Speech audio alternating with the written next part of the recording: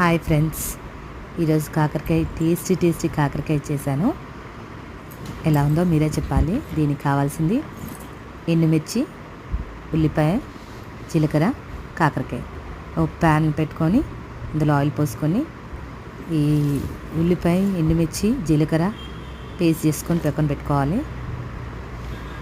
ప్యాన్లో ఆయిల్ పోసుకొని అందులో కాకరకాయ వేసుకొని కాస్తంత మగ్గేంత వరకు చూసుకోవాలి. ఆ తర్వాత కాస్తంత పసుపు వేసి బాగా కలుపుకోవాలి. కాస్త దూరగా వేగాలి. కాసేపు అయ్యాక అందులోనే కాస్తంత అల్లం వెల్లుల్లి పేస్ట్ వేసి అది కూడా కాసేపటి దాకా మగ్గనివ్వాలి.